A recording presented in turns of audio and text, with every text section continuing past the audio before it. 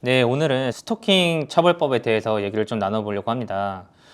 요즘 좀 스토킹 처벌법으로 관련된 사건 의뢰들이 많이 들어오는 편이죠. 네, 맞습니다. 요즘 스토킹 관련된 범죄가 상당히 많이 일어나고 있고 그 스토킹 범죄로의 고소도 많이 일어나고 있는 추세입니다.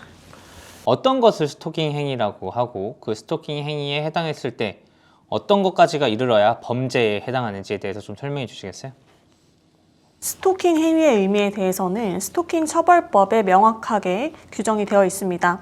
스토킹 처벌법에 따르면 스토킹 행위란 상대방의 의사에 반하여서 정당한 이유 없이 처벌법 2조 1호 강목에 규정되는 행위를 해서 상대방에게 불안감 또는 공포심을 조성하는 행위를 의미를 합니다.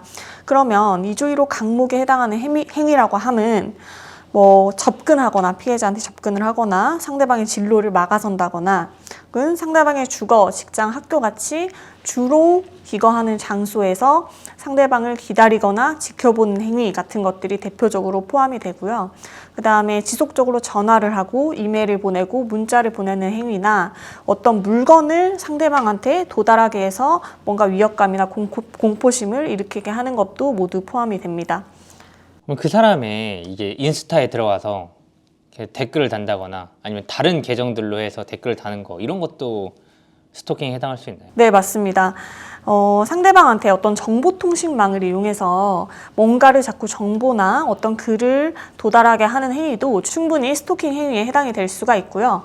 이 스토킹 행위가 이제 범죄까지 되려면 지속적 또는 반복적으로 제가 방금 말씀드린 스토킹 행위가 발생을 해야 됩니다. 그러면 이렇게 스토킹 피해를 당했을 때 가장 먼저 해야 되는 게 뭐죠? 우선은 당장 지금 내 집 앞에 누군가가 찾아와서 나를 계속 부른다거나 아니면 전화가 계속 오고 있고 위협감이 느껴진다고 하시면 바로 그 현장에서 경찰에 신고를 하시면 좋습니다. 경찰에 신고를 하시면 경찰이 출동을 해서 이 사건을 해결을 하게 되고요. 필요한 경우에는 응급조치라고 하는 것이 규정이 되어 있어요.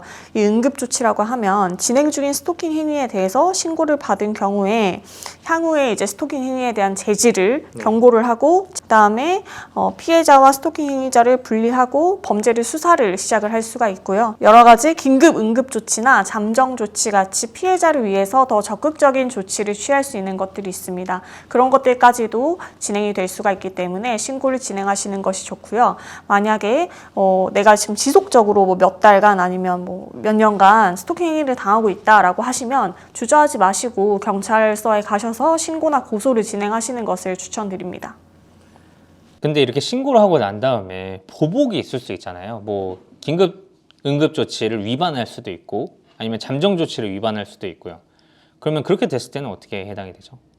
긴급 응급 조치를 위반을 하게 되면 그 위반을 한 사람은 그것 자체만으로도 1년 이하의 징역 또는 1천만 원 이하의 벌금에 처해질 수가 있습니다. 그래서 되게 강력한 조치이기 때문에 반드시 준수를 해야 될 의무가 발생을 하고요.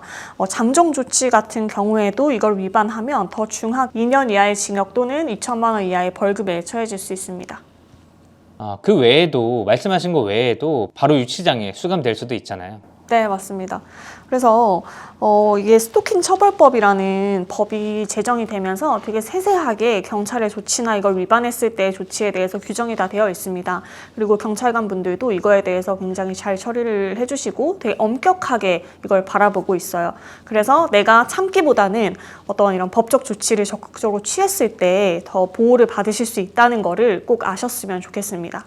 네, 내가 만약 피해자인 이 상대편이 어떤 범죄에까지는 이르게 하고 싶지 않다라는 생각이 들면 내용 증명으로 맨 처음에 경고 조치를 하고 그 내용 증명에 적시된 내용 행위들을 다시 한번 반복했을 때 그때 경찰 고소를 진행하는 방법이 하나가 될 수도 있죠. 네, 맞습니다. 왜냐하면 스토킹 범죄라는 게 예전에는 뭔가 모르는 사이나 별로 친하지 않은 사이에서 이성 간에 계속 집착을 하고 이런 것들이 많았다면 요즘에는 지인 간이나 아니면 전 연인 간에 발생하는 경우가 훨씬 많거든요.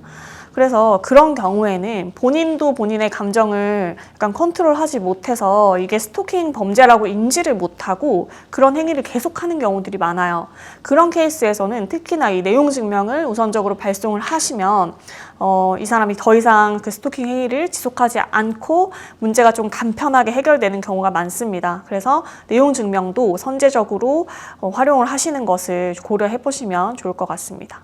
네, 맞습니다. 그 내용 증명 보낸다는 것 자체가 내 어떤 의사를 표시하는 어떤 표현이 되는 것이고, 그거에 반하는 행동을 한다는 것 자체가 의사에 반하는 행동에 대한 입증 자료가 될 수 있기 때문에 내용 증명을 보내서 선제적인 조치를 하는 것도 효과적인 방법이 됩니다. 원래 지금 스토킹 처벌법 같은 경우에는 반의사 불벌죄로 피해자가 처벌하지 않길 원하면 이 범죄는 성립하지 않는 것이었는데요. 하도 이 가해자들이 피해자 측에게 이러한 점들을 이용해서 계속 처벌 불원의 의사들을 요구하거나 아니면 강제로 피해 불원 의사를 내게 하거나 이러한 사태들이 많이 발생해서 이런 조항들은 폐지가 됐기 때문에 이제는 반의사 불벌죄에 해당하지 않고 피해자의 처벌 불원 의사가 있더라도 수사는 계속 진행이 된다는 점을 꼭 알고 계셔야 될 것 같아요.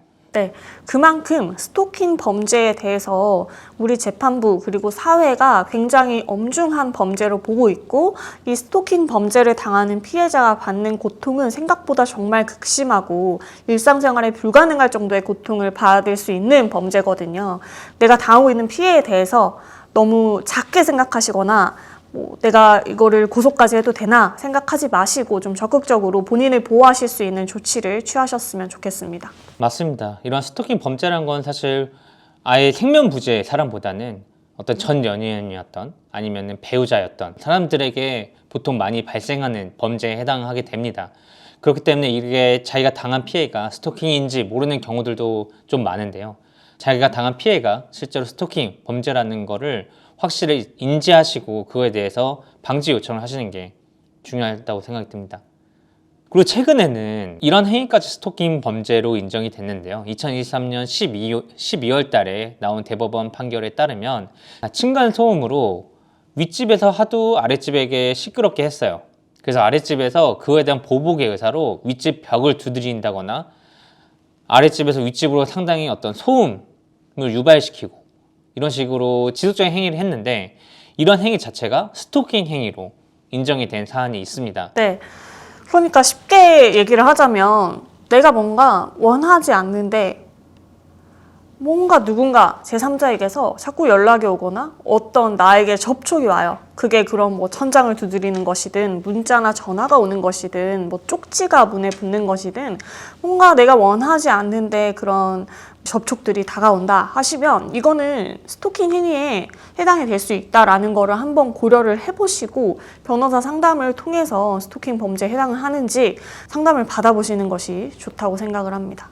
그리고 혼자서 만약에 스토킹 범죄에 대해서 신고를 진행할 때는 꼭 세 가지는 반드시 적시하셔서 진행을 하셔야 돼요. 이 상대방의 행위가 스토킹 행위에 해당한다는 점과, 그리고 스토킹 행위가 지속적이고 또는 반복적으로 이루어졌다는 점, 세 번째로 내 의사에 반해서 이루어졌다는 점, 이 세 가지를 꼭 구체적으로 서술하셔서 신고를 진행하시길 바랍니다. 추가로 해주실 말씀이 없다면 오늘은 여기서 마치도록 하겠습니다. 네, 감사합니다. 네, 감사합니다.